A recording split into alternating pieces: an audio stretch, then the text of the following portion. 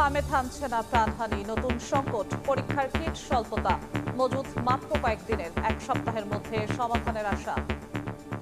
সবগুলো প্রতিদিন পরীক্ষা করতে পারছি না, এটা ঠিক। কিছু স্যাম্পল আমাদের জমে গিয়েছে, কিট সংখ্যা কম ছিল। 2-1 দিনের মধ্যে আমাদের আরও 30টা কিট আসবে, আগামী সপ্তাহে আবার 100টা কিট আসবে। দেশে এলো 15 লাখ টিকা, 4 দিনের মধ্যে আসবে আরও 1 কোটির বেশি। প্রকোপ বাড়লে মোবাইল হাসপাতাল চালুর ঘোষণা। এখন আমাদের প্রত্যেক সপ্তাহে একটার পর একটা ডেলিভারি আসবে। আগামী 10 মে আমরা 1,08,00,000 dose MR, TD, BCG, TCB, BOPB and penta vaccine দেশে পৌঁছবে।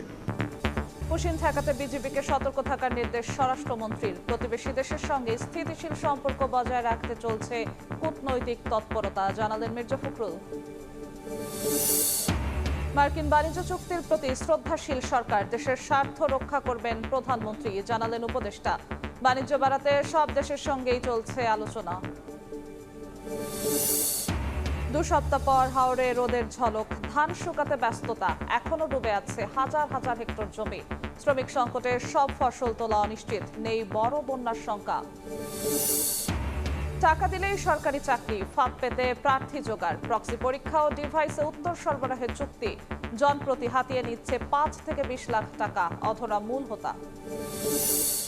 এবং পশ্চিমবঙ্গ নির্বাচনে ভরাডুবির পরও পদত্যাগে নারাজ মমতা, সংকট এড়াতে বরখাস্তের আহ্বান, সরকার গঠনে দফায় দফায় বৈঠক বিজেপির।